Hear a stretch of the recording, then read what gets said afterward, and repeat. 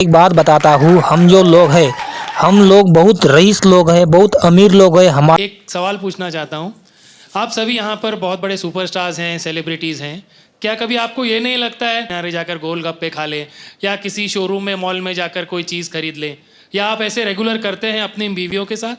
मैं तुमको एक बात बताता हूँ, हम जो लोग हैं, हम लोग बहुत रईस लोग हैं, बहुत अमीर लोग हैं। हमारे पास बहुत सारा पैसा है, करोड़ों अब्जों में हमारे पास पैसा है। हमको पैसे की कोई दिक्कत नहीं है। हम पैसे सोते वक्त हम पैसे पे सोने वाले लोग हैं।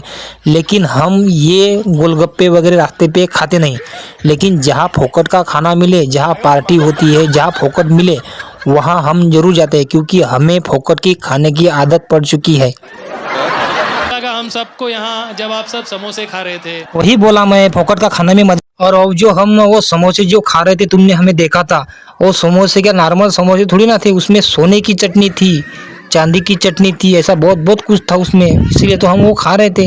बहुत मजा आता है।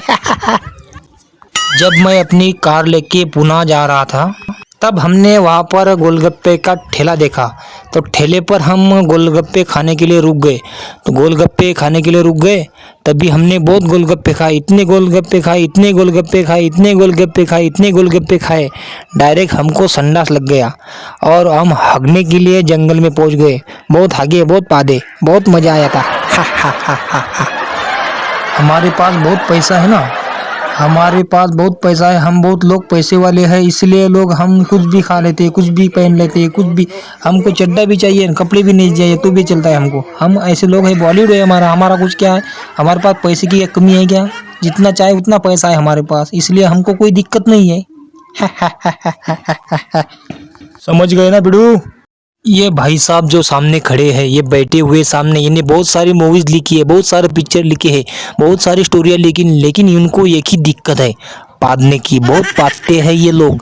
ये आदमी तो इतना पादता है, इतना पादता है कि इतना बदबू आती है कि इसके पास ठहरना भी बहुत मुश्किल होता है। बाकी है उनके डेट सब चाहिए हमको।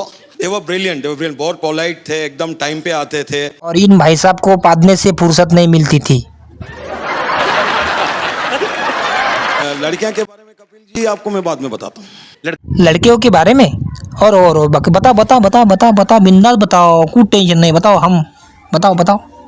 मेरे मन में 1-2 साल से एक ही बात खटक रही है, मेरे मन में एक ही विचार आ रहा है, क्योंकि मेरे पास जितना पैसा है, जितने मेरे पास प्रॉपर्टी है, जितना जो जिस मेरे बैंक में बैंक बैलेंस है, उस पैसों का मैं सब गरीबों पे बांट दूं, ऐसा मुझे लग रहा है। और मैं ये 1 साल में वो सब गरीबों में बांट दूंगा। और जितने भी बेरोज़गार लोग हैं, जितने भी यूट्यूबर हैं, वो सब लोगों को मैं वो पैसा बांट दूंगा और मैं हिमालय में चला जाऊँगा।